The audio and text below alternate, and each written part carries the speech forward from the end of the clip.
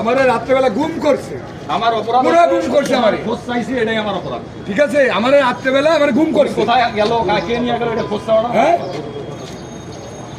আরে বাইরে অধিকার আদায়ের কথা বলেছিস, আর মৃত্যু এইভাবে চাই না, নৃশংসভাবে অপরাধ হয়ে গেছে এটা।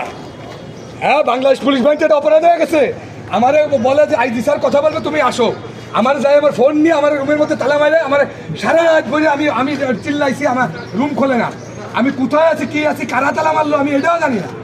কি রে ভাই, পুলিশের চাকরি করে তুই পুলিশটাই গুম করে দিচ্ছিস। আজকে পুলিশের অধিকার নিয়ে কথা বলতে এটার জন্য তো আমরা লড়াই করতেছি। সেই যদি আমাদের এরকম অবস্থায় ফেলায় তাহলে কেমনে হবে? কি আমার এখানে এসে বলেন একটা আমাকে কিনে ইন্ধন দিচ্ছে, খানকিচ্ছে, কোন খানকির ছেলে ইন্ধন দেবে? কে কথা বলছে?